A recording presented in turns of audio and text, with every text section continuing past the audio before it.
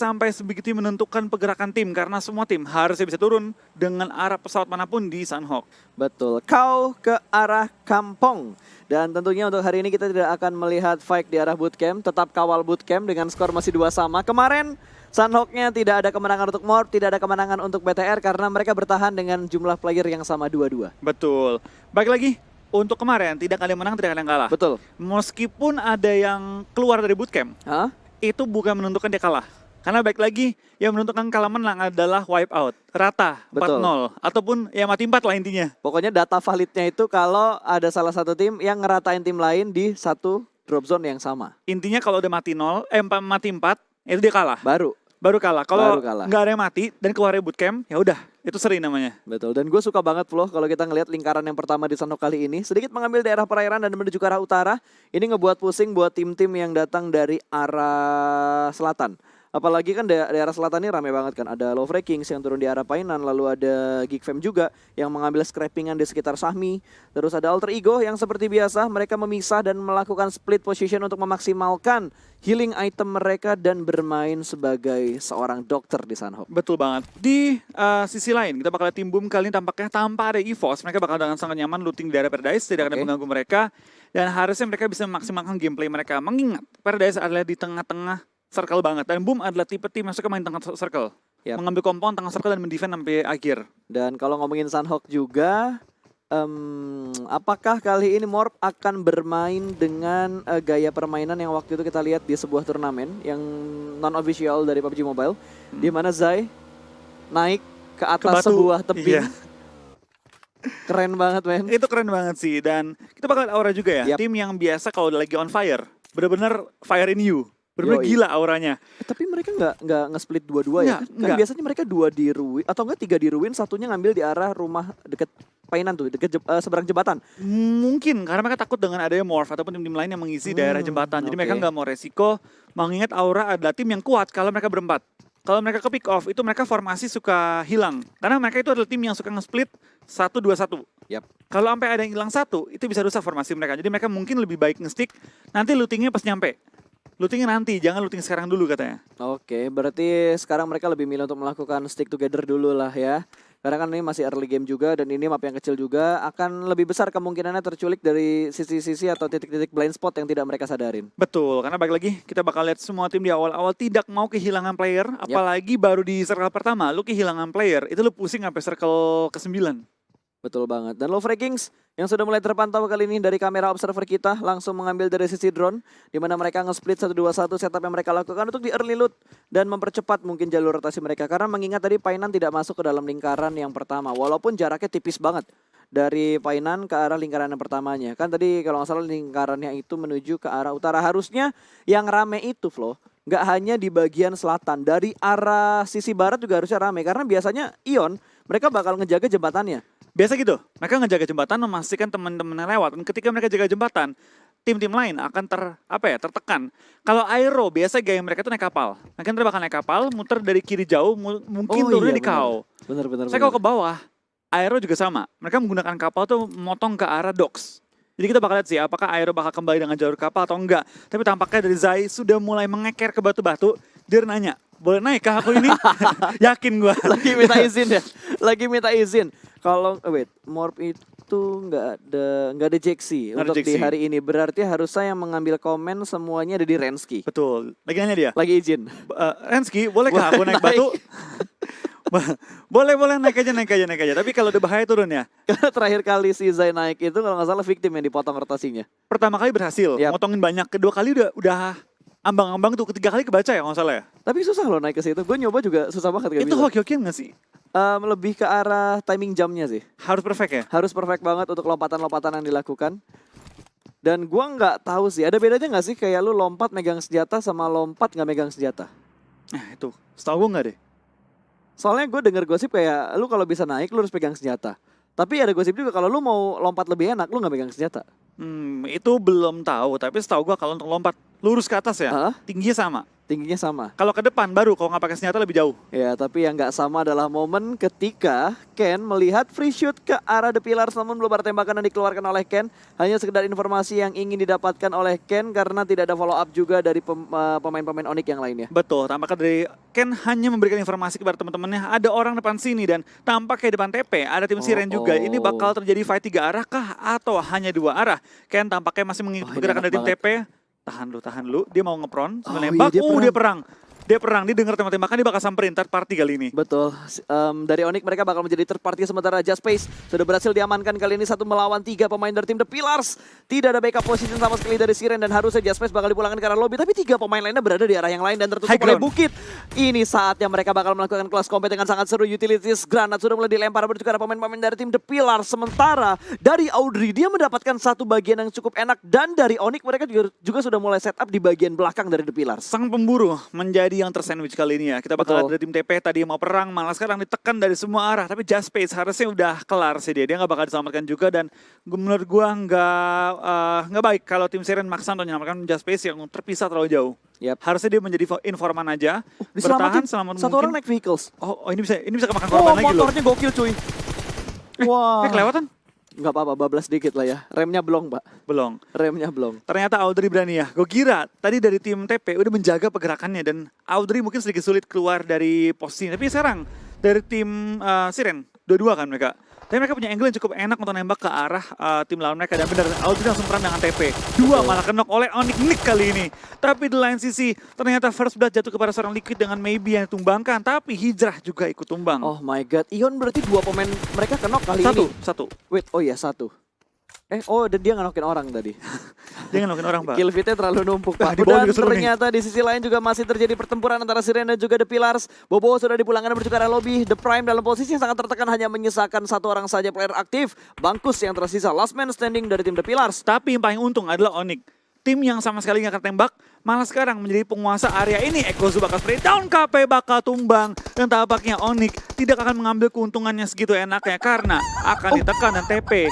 What happened dengan TP yang tadinya bisa menang fight-nya, malah kalah fight-nya kali ini. Ya, karena dia kaget banget sama kedatangan Onyx yang dari arah belakang, terus kontrol bukit sebelah kanan mereka. Mereka ke sandwich dari 3 sisi. Dari arah Siren, dari arah 2 setup yang dilakukan sama Onyx juga. Tapi kali ini Onyx sedang dalam posisi yang tertekan di mana KP masih belum di-revive. Smoke setup sudah mulai dikeluarkan, tembakan dari jarak jauh juga sudah mulai dikeluarkan. Dan Onyx melakukan split position mereka. Dan kali ini sepertinya dari Siren, karena mereka belum tahu setup seperti apa yang dilakukan sama Onyx, mereka nggak ingin terlalu beresiko untuk tetap melanjutkan fight-nya. Mereka hanya scout doang untuk mendapatkan informasi yang berlebih lagi. Betul, kita bakal ada tim Siren juga bakal maju ke depan, bakal coba untuk menyebar, tapi tampaknya ada third party yang nge-third party third partinya. Wah, tampaknya Dranis datang kali ini mengganggu pergerakan dari Onyx yang lagi third party Siren. Wow, ini karma Israel, man. Karma Israel setelah menjadi third party-nya The Pillars kali ini. Di fourth party. Di fourth party ada Dranix Avengers yang datang menuju ke arah tempat dari Onyx. Namun ada beberapa tembakan juga menuju ke arah pemain-pemain dari tim Dranix. Ken posisinya sudah mulai terlihat. Cleon masih cukup dekat dengan KP. Mereka bisa saling melakukan backup. Tapi sepertinya dari Dranix 4 angle control ke arah pemain-pemain dari Onyx. Betul, bahkan Ken hampir tertumbangkan dari serangan CS yang dari jarak jauh. Tapi bisa menutup angle juga. Dan tim Dranix mereka nyebar 4 sisi dan 1 orang udah menaik ke high ground. Berusaha melok areanya dan Ken tampaknya bisa menutup angle nih. Kita bakal pindah ke tim Nara juga yang bakal fight dengan tim Ion tampaknya kali ini. Joyce dapetin 2 kali ini. Liquid dan Auro ditumbangkan, tampaknya akan di-end langsung tanpa berlama-lama. Dari Red Face dan juga kali ini ada Hijrah. Kali ini harus bertahan dari jarak jauh dan tampaknya mereka nggak akan mendekat lagi sih. Oh my god, 1 surprise pick yang bagus banget tadi sementara dari Red Face sudah cukup low. Helmnya juga masih level 1. Kepala itu kayaknya deh. Wajar sih. M4 karena level 1 gitu, cuy. ya. Level Langsung 1 mau pecah tadi. di. Betul. Tapi Ion ya, mereka tampaknya setupnya terlalu jauh. Backline-nya agak terlalu jauh sehingga sekarang dari Nara bisa menjaga kompon mereka. Ini baru circle pertama by the way. Sayang banget kalau lu kehilangan terlalu banyak jumlah anggota di awal-awal. Tampaknya tim Yogi dari open field juga mulai menuju ke arah kompon-kompon tim Lovre. Hence menjadi bisa dibilang barisan depan dari tim Lovre kali ini ya. Yap, dan Lovre, wah ini anak Lovre-nya. Karena mereka setupnya di arah 4 rumah berbeda. 4 rumah berbeda mereka kuasain dan sekarang sepertinya dari Hands sudah mulai mendengar step di bagian rumah dan Eson berhasil diamankan. Mungkin satu orang bakal kelihatan ini bakal ada surprise pick namun belum ada pick dari seorang Hands. Dia masih bersabar untuk menunggu timing tembakan supaya tepat dan langsung ingin dipulangkan ke arah lobby.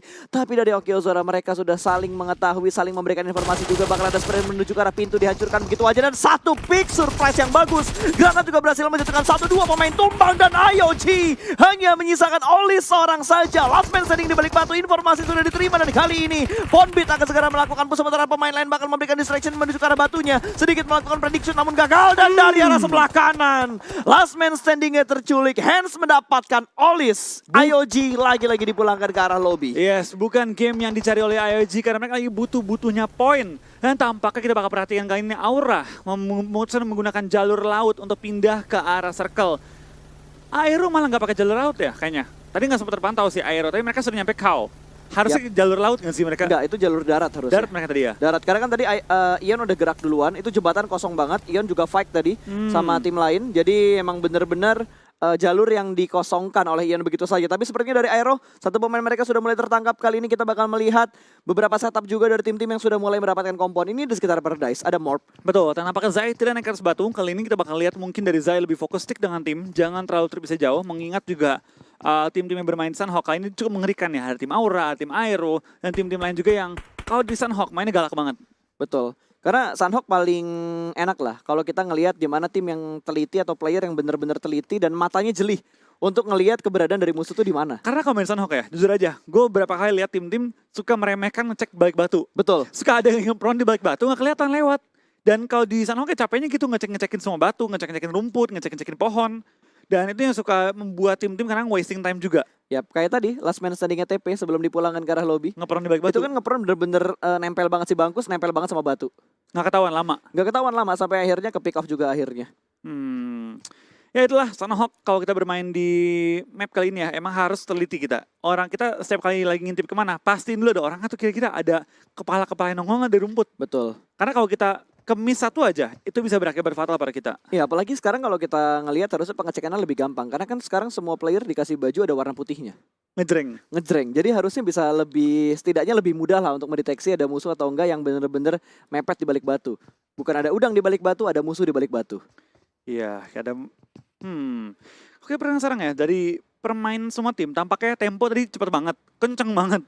Tiba-tiba temponya lambat. Gue baru mau ngomong kita bakal lihat sekarang pergerakan semua tim ternyata enggak. Semua stay, semua diem, semua jaga area mereka, jaga kompon mereka dan tidak ada pergerakan lagi di antara semua tim lainnya.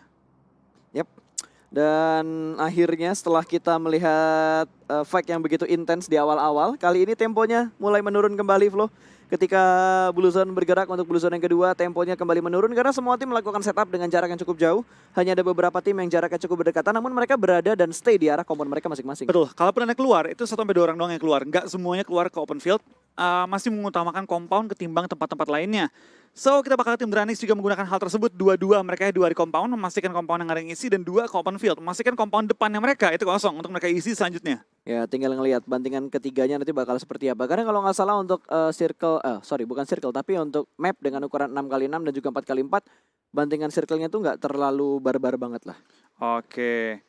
Dan tampaknya tim Siren tidak bergerak sama sekali ya. Kita bakal lihat apakah mereka bakal kembali bergerak nantinya atau tidak. Betul, dan Siren nggak bergerak, padahal mereka sudah mendapatkan 3 poin kill. Tadi kalau nggak salah Audrey ngedapetin 1, terus ada Anthem juga yang berhasil mendapatkan 2 kill, berarti harusnya ada 3 total kill yang mereka dapatkan. Dan kali ini Just Space sudah mulai bergerak kembali. Audrey masih berdiam diri di arah atapnya. Gue nggak ngerti apakah ada beberapa technical issue yang terjadi di gaming house mereka.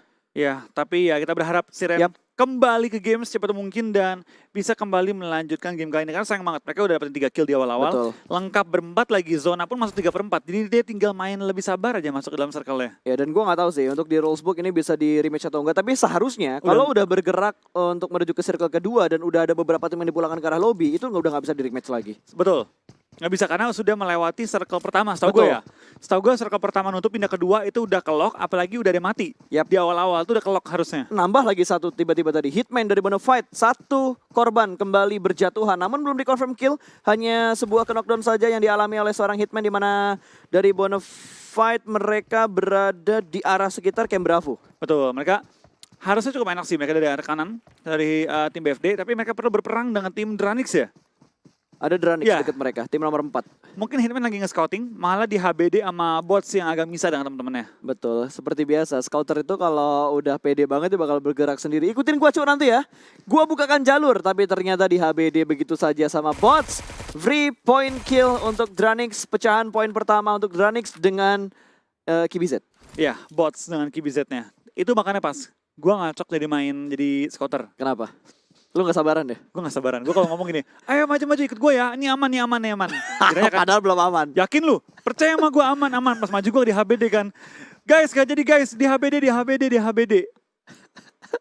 Kalau gua tipikalnya kalau gua punya tim PUBG ya, kayaknya role gua itu di flanker deh. Ah lu, gue main sama lu Gue kan. jago ngeflank cuy. Gue inget tuh. Gue belum knockin orang kan. Lu teriak, ayo maju-maju. Lu nabrakin mobil, kita masih jauh. Masih looting. Ayo maju-maju. Gue bilang pas gue gak nyampe pas. Gue scout berarti. Kita sama-sama tidak cocok jadi scout berarti Flo. Kita orang belakang. Kita orang belakang saja. Maksudnya di belakang tuh biarin 2 pro player yang carry. Iya betul. Kita di belakang cuma ngomong, ayo bisa. Kita numpang chicken guys. Kita numpang chicken. Mentok-mentok lemparin smoke. Udah gue smokein. Udah gue distract. Udah itu doang. Dari jauh, gue cover. Padahal cuma ngeker doang nonton. Terus tapping asal. Memang kita adalah korban-korban mimpi menjadi pro player yang Kita gagal. divisi nih pas, pecahin ban mobil musuh. Lagi di compound kan, ayo maju-maju, gue pecahin ban mereka, Gue nembak ban aja kadang miss pak. Makanya gue gak jadi pro player. Oh, jadinya pro Jadinya caster aja lah ya. komentator. Pro komentator aja. Karena kebanyakan caster-caster itu adalah korban-korban target pro player yang gagal. Seperti Junior. Junior kalau lo perhatiin dia gagal loh jadi pro player. Tapi Gak main pernah. dia. Iya main, cuma tim yang ada dianya itu gak pernah juara. Tapi pas dianya keluar, juara cuy. Bener gak? Gak salah sih. Pas Junior ada timnya gak juara. Tapi pas dia keluar timnya juara cuy. Emang juara apa? Pernah. Ya? Pernah. Tuh, pernah ntar lu tanya pas lu ngekes sama dia. So, back to the beat. Back to the game. Oke, kita bakal melihat lagi di sini Aura sudah mulai bergerak kembali, setup yang cukup jauh, dua untuk dua lagi, dua setup yang mereka lakukan, di mana Casey dan juga Jaden, dua player yang punya firepower berlebih akan ditugaskan untuk membuka jalan lagi. Sementara target yang mereka incar ada di bagian high ground, di sebelah kanan mereka juga ada tim lain lagi. Betul, kita bakal lihat kayak ini dari pergerakan semua tim. Tampaknya sudah mulai mengincar high ground ya. Di mana Aura lagi mengisi low ground, berusaha untuk mencari momen dulu, mungkin kenok. Lihat Casey dan Jaden, pisah 2 jalur mereka, kiri kanan, tapi akhirnya Casey memutuskan untuk nempel ke Jaden. 2 backup yang Rosas dan juga Steve menunggu pergerakan belakang, memastikan 2 frontline mereka nggak ke backstep. Yap. Tapi mereka perlu berhati-hati, kalau mereka fight ada third party yang udah menunggu di kejauhan, yaitu Geek Fam. Menunggu tim-tim lain perang, ada suara-suara tembakan dan terdengar di telinga mereka posisi letaknya di mana, disamperin sama mereka. Ya, sini yang bakal memporak-porandakan adalah formasi dari Geek Fam dan circle-nya ke arah utara. Ini menjadi PR untuk Morph, untuk Lawbreaking, Siren, dan juga Alter Ego karena mereka harus bergerak, membutuhkan effort lebih untuk mendapatkan transit point yang baru di dalam circle yang keempat, jaraknya 300 meter kurang lebih, dan di arah Paradise. Alter Ego sudah mulai bertemu dengan Boom. Betul, kita bakal lihat ini beberapa tim sudah mulai pertabrakan, sudah mulai berperang. Tapi tim NFT tampaknya sudah mengisi satu compound juga. Dan wah gila, Avirlo lewat pakai motor, masuk ke tengah-tengah antara Aura dan juga tim NFT. Dan tampaknya Mort juga bakal tertembak dan cukup low kali ini. Ini bakal terjadi fight 3 arah ya. 3 arah NFT, Geek dan juga ada Aura. Betul, tapi Mort sudah berhasil diamankan kali ini. Hanya menyisakan 3 player aktif, bahkan 2 pemain sudah diamankan. Hanya ada Bubu dan juga Avirlo yang tersisa, lempar granat menuju ke arah Valen. Kayaknya tidak akan connect dan tidak memberikan cicilan sama sekali. Smoke setup untuk menyelamatkan, tapi di belakang mereka ada tim Aura. Nggak tahu deh kayaknya mereka. Wah, ini posisi yang buruk banget buat seorang Avirlo. Avirlo perlu benar-benar main maksimal mungkin, tapi bener aja langsung menemukan Steve. Tapi Bubu bakal knock juga, tinggal 1 player yang tersisa dari tim Geek. Dan Steve tampaknya sempat di end dari belakang ke arah lobby. Tapi susah. Avirlo bakal kena bom juga, 2 lemparan granat dari tim Aura. Dan bakal coba menghindari tembak-tembakan dari tim-tim lain kali ini ya. Betul, bakal ada smoke tambahan lagi untuk menutup angle shoot dari arah tim Aura. Dan kali ini masih bisa menyentuh Mort untuk diselamatkan, berarti mereka masih bisa bertahan. Dan Ion! Oke, dari Nara. Tinggal 2 kan tadi? Betul, dan kali ini Ion harus pulang di posisi ke-14 dengan hanya membawa 2 kill tadi ya. Yap, hanya 2 total poin yang mereka dapatkan. menyesatkan karena 13 sampai 16 tidak ada placement point sama Siren sekali. udah balik. Siren udah balik. Yap, Siren sudah mulai bergerak kembali. Mereka perlahanan pasti untuk masuk ke dalam zona yang keempat. Blue zone keempat juga sudah mulai bergerak. Bahkan setelah kembali mereka juga menambah poin kill untuk Siren. Betul, tampaknya Fearlow setelah tadi berusaha untuk menumbangkan Aura akan berperang lagi. Siren juga boleh tembak-tembakin oleh pergerakan dari tim Dranis yang udah motong pergerakan mereka menuju ke arah safe zone. Just Space akan dikorbankan dan tidak akan selamatkan mengingat dia terlalu open kali ini dan posisinya malah membahayakan teman-temannya kalau dia berusaha untuk menyelamatkan dan Kick Toms akan tumbang tapi Just Space kayaknya disamperin deh. Oh, nggak sampai. Nggak sampai. Timingnya Wah, nggak lemparan bisa bom lagi. dari seorang Keshi menuju ke arah Geek Fam. Ledakannya hampir menumbangkan 2 pemain tapi masih kurang tepat lemparannya. Oke, lemparan granat yang kedua sudah mulai dimasak. Itu buy one get one. Dapat satu doang tapi. Dapat dua. Wow. Oh my god. Keshi dengan lemparan yang begitu tepat dapetin 2 korban dan langsung meng-clear area dia dari semua perlawanan tim-tim lain. Tampaknya Boom dan juga tim Nara masih berperang. NFT dapetin compound sangat nyaman, tinggal menunggu pergerakan tim lain sama dengan Aero juga. Morph tampaknya Frenzy tertumbang, tinggal Rensky di kamera kita yang bertahan. Betul, namun saya juga berhasil diamankan kali ini 2 tumbang dari Morph Team. Mereka masih bisa melakukan revive tapi Rensky butuh effort, butuh smoke setup.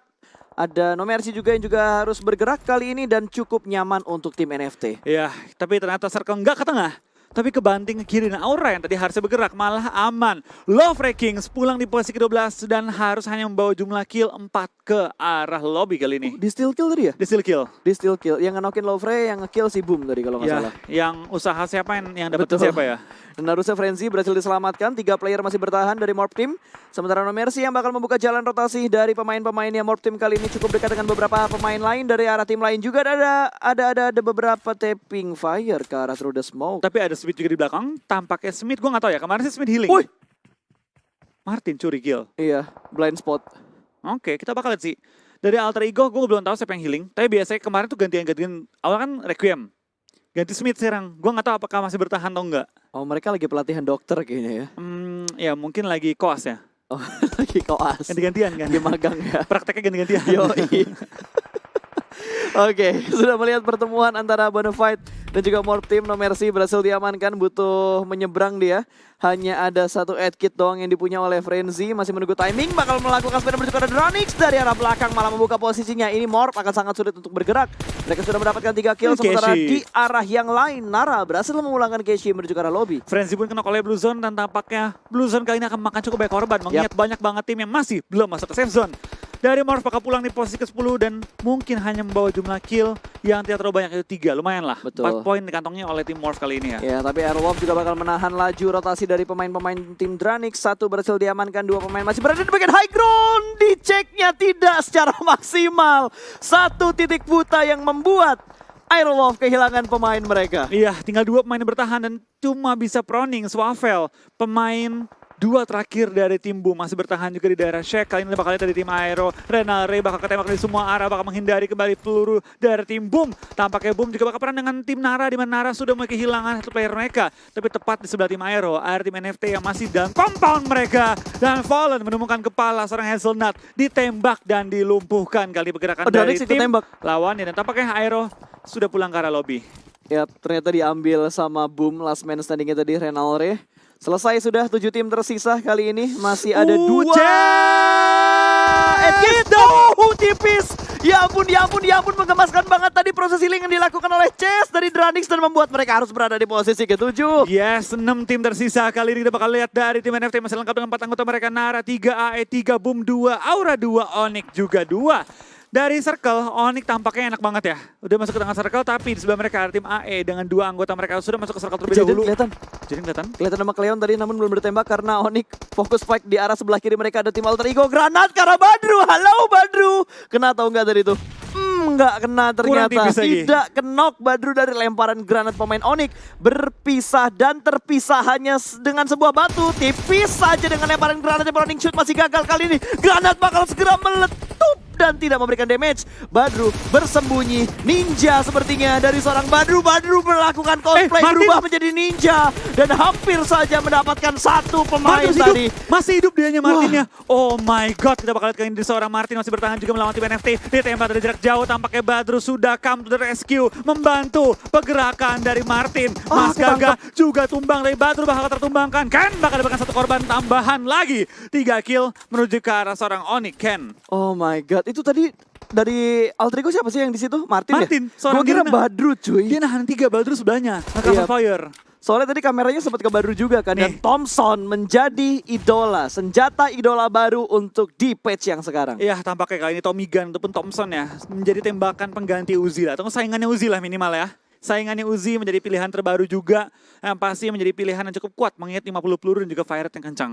Yap, dan tadi Requiem masih melakukan healing di bagian luar, butuh effort untuk menyeberang, butuh pengalian isu dari tim-tim lain supaya fokus dari tim yang ada di bagian circle tidak mengarah ke arah dia. Ini baru seru nih, 2 lawan 2 lawan 2. Betul, ada satu yang 3. Oh iya NFT, NFT. ya. Tapi Dua NFT, lawan NFT nge-up banget loh. nggak banget. Mereka lagi butuh-butuh poin kan, tapi Jaden. Oke, Ken Wah. mendapatkan mantan teammate dia. Dia pulangkan ke arah lobby, tapi Swavel bakal tumbang juga. Box udah nggak punya healing sama sekali. Ken bakal spray down, tapi tidak akan menumbangkan. Oh, dapet! Wah. Oke, what a nice play. Sekarang Bobs menumbangkan Ken sebelum dia tumbang juga. Ya, ini chicken buat NFT. Harusnya. Yes, ini chicken buat NFT. Menurut gue udah bukan harusnya lagi sih, tapi udah confirm banget ini chicken buat Karena NFT. Requiem healing udah mau habis. Betul sekali. Dan confirm. winner chicken dinner untuk NFT. Yes, congratulations untuk tim NFT. Akhirnya menang WCD kembali dan memajukan jumlah poin mereka menuju ke arah top 16 dengan WCD mereka peroleh dan juga jumlah kill yang konsisten. Yes, dan di luar konsisten, gue sangat puas dengan Sanho kali ini. Early game yang berdarah, cukup